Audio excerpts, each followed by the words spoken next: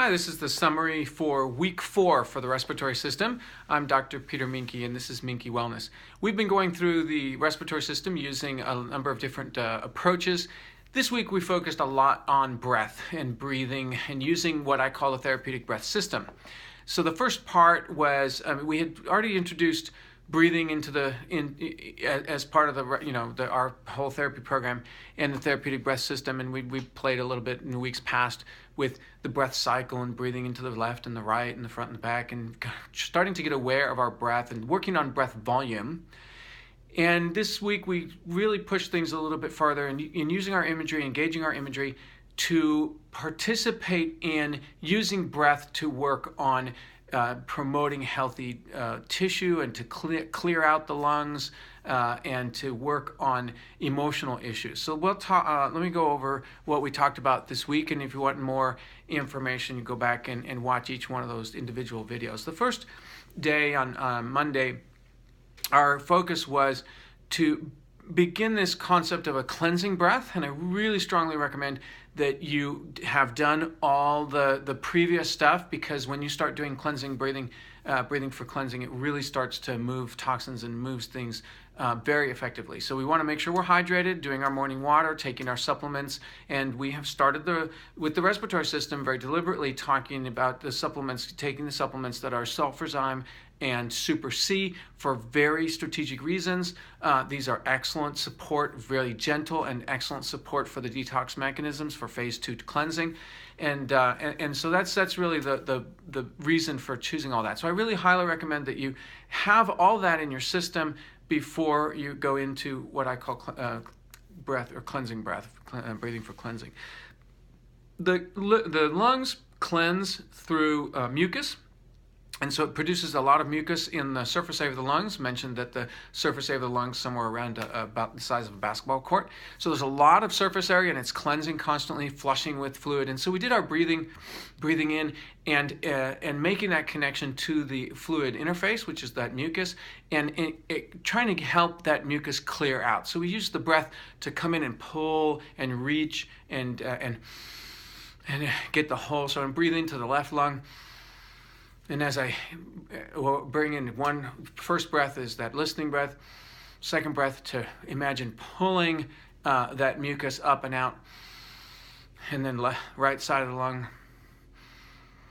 and then pull that mucus out. And I would like to invite the vitamin C that we're taking and the sulfurzyme and all the wonderful supplements to come flush into the lungs. As I pull, this idea of pulling, as pull those nutrients out of the blood. That's, of course, they're in the blood for the reason of delivering, getting those nutrients delivered. So I want to pull those nutrients into the mucus or into the tissue of the lungs. So I'm starting to feel the actual lung tissue itself, the lining, the cells, the tissue around that, the tube and all the structure around that. So I'm starting to play with the awareness of inviting the sparkle and cleansing. And part of that cleansing breath was the scrubby bubbles, that image of breathing in the scrubby bubbles and having them run around cleaning all the respiratory system, and recognize that we have a lower respiratory, two lungs, and then the upper respiratory, the sinus, both left and right. And so the scrubby bubbles moving all around. So that was our first day doing our cleansing breath. Then I'll talk about the supplements for next month in a minute, but as far as finishing up the respiratory system, then we talked about getting to repair. The body has repair mechanisms, and so again, we wanted to invite those nutrients into the tissue of the lungs. And here we use the imagery of a rose bush, for example, or and to bring that. You can pick anything you like, but I kind of work well with some kind of plant bush that has flowers and all the rest. So it gives me an image so I breathe in, imagine my whole respiratory system as a rose bush, and then I get a picture of, okay, does it need something? Do I need to heal? Does it need healing? Does it need support? Does it need more minerals coming from the roots? Does it have its stems that are broken and I need to imagine them repairing? Does it have no flowers or really puny flowers, or the flowers don't have any fragrance? And so again, I'm going to breathe in a listening breath to make that connection, and then breathe in the actions or with the concepts to breathing those in and imagining the image here in the lung image, becoming healthy and full and vibrant. And so this is obviously, I'm not saying we're going to heal our lung in one breath, okay? This is just this process of allowing our consciousness to participate in the healing process through breath. And so as I breathe in, and I feel that, imagine that rose bush, and then I ask, okay, if it's a rose bush, what does it look like? And I'll do that for the whole left side and then the right side. But I can do it all at once, whole breath, the whole lungs, including the sinuses. And then I say, now I've got a picture. Now I can breathe in nutrients up into the roots. I can, that of course coming in from the bloodstream. I can breathe light and love down through the stem. And however I want to do it, whatever imagery works for me, but I can revitalize, restore, renew, bring sparkle and energy and vitality to the lung tissue as it does its work. Okay, and then recognizing that we're breathing oxygen in. Imagine, we did a little bit of that imagery, and carbon dioxide out, and so that's also cleansing. So we talked about how the lungs can be used to cleanse by getting rid of carbon dioxide, and other toxins might come out. So I'm going to allow pushing toxins out with the exhale, coming up and out, the aromatic compounds, volatile compounds that come out. Okay, so that was the first two parts. Then we started delving into, that was more physical, and we started delving into the stress, our connection between stress and breathing, and recognizing that there are, when we have times of stress, it stops our breathing, we can't breathe. When we can't breathe, it sets off the panic response, because if I can't breathe, I'm going to die pretty soon, so the brain automatically goes into panic mode. Many people are hanging out in the panic mode. They've got a lot of extra panic in their day, all the time, low-grade panic, because their respiratory system is restricted. So if this is you, remember we went, one of the big things we focused on was breath volume for the whole month, and we talked about ergonomics and bras and doing massage and trying to get all this stuff worked out so that we have more breath volume. Even with all that work that we've done, there are times in the past when the body has received an impact, for example, like a car accident or a jolt or a fall, or even an emotional impact where, I got scared and I held my breath. Well, the body oftentimes will take that pattern that creates the stop of when the breath happened, or if there's an impact, it wraps around it and protects it, and it actually secures that moment of panic, that moment of fear, into the tissue. So what we did this time was to really breathe into the system and talk about reducing the panic button, getting the panic level to come down. And we used that image of the still water, so a pond, and breathe in and imagine my body or my lungs, the pond. This is a time when I stopped breathing, and then the body has held that in. So I go and breathe for myself in the past. So I'm going back to that moment and breathe. So anytime I just imagine, okay, I'm going to pick a time. I don't know a time. I don't have to know a time consciously. I just say, okay, let's have whatever moment that was in the past that I couldn't breathe or stopped breathing or had an impact that caused me to stop breathing. Then I'm going to go back to that moment and hit that barrier and relax and breathe in again.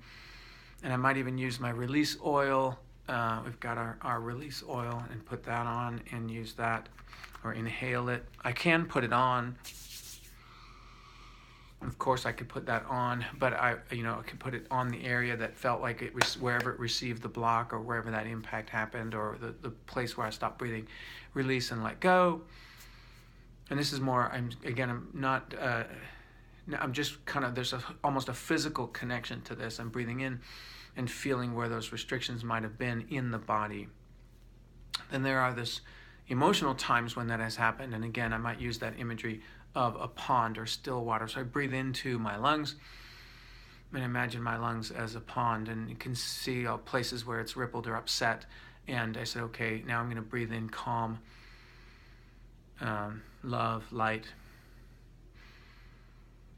and imagine that ripple just calming down, everything just calming down. So that helps us reset that panic button, comes down off that urgent, and recognizing or reminding my body and my mind and my spirit that, hey, we're good, everything's good now, we're past that trauma, that trauma's over, I can breathe for myself. Let's say it was a trauma that wasn't over, in other words, an ongoing thing, then you can still breathe for yourself at the moment. You say, okay, I'm right now still alive, I'm going to breathe in God's love, breathe in God's protection, and go from there. So that's where we start to delve this time into emotional connections with the breathing. And we did one more, pushed it a little bit further, and talked about exploring those times in the past of fear and anguish, and breathing and letting those go. And you could do a regression, talked a little bit about doing it. You can go back to yourself as 1 year old, 2 years old, 3 years old, and breathe for yourself through there. And ask the body to show you or manifest the block. You don't have to know what it is. You're not trying to relive those experiences, but just trying to get the release to occur from that. So we delved quite a bit into that. So that was our basically our last four talks for the respiratory system. And then we also inserted into this week, because we're preparing for next month, and the circulatory and lymphatic system, we prepared for the next batch of supplements and oils that we're going to need to order. So we went over what to order and why, and rather than try to go over that whole thing, I'll just refer you to that list, because we went over that, 10 or 15 minutes there of doing that. But there was this week, one of those lessons was what to order and why for next month to support the circulatory system, the blood, and the lymph. And we talked about Rahimogen and how necessary it is to continue with sulfurzyme if we don't have it. And we have our master formula, our multivitamin, that it's a great product that we can use to really saturate the blood and make sure the blood is getting the good quality nutrients. And we talked about a few oils, vitality oils like grapefruit for the lymph and clove for the blood to help with circulation. And we kind of went over some of those things. So to go back and check on that. And I hope this has been a good week. I know this is just a summary. This is not really intended to give you the full lesson of those. But if this is one of those weeks that you're just trying to catch up, that's kind of where we are. Have a chance to go back and watch those videos. That'd be great. And we're doing the last few days as we come forward here. We're going to do the last couple of days of the respiratory system as we finish out January. And so Monday and Tuesday, we're going to finish out January, 2 more days of doing some breathing. I'll do some wrap up and some concepts that will be, just kind of finish the respiratory system. And then we'll be moving right on into the blood and lymph for the latter half of the week, and we'll start right into February. So congratulations on making it through a month. And I hope this has been the beginning of a journey for you. And the long journey begins with journey of 1,000 miles begins with a single step. And this has been our step. We've made our daily step, one step at a time. Hang in there. You're doing great. And as we get more into understanding our body, all of this gets easier and easier. Our food choices get easier. It doesn't become so difficult to get our little habits going. Our morning water, our little few breathing that we do throughout the day, taking our supplements. I know that can be hard. Sometimes I've only gotten my supplements in one time, rather nowhere near the 4 times. Sometimes I get it in one time and I just take a double dose, so I only get half the amount that I really should have. But I just kind of pick it up the next day and move forward. So I've definitely taken my stuff and done more breathing and of course I already had a clean diet. But I've definitely been doing more this month through this program than I was before, and that's definitely helping me. I'm gonna have something to show for that. I'm getting better off than I was before without doing anything. So I hope this has been a fun part of your journey, and let's continue with next month. I'm going to wrap up the respiratory system here, and of course we'll continue using all the stuff that we know and have learned, and we'll apply it as we go along. So if you're just coming into this, you might want to go back and look at some of the earlier videos and just take them one day at a time. All right? Happy wellness.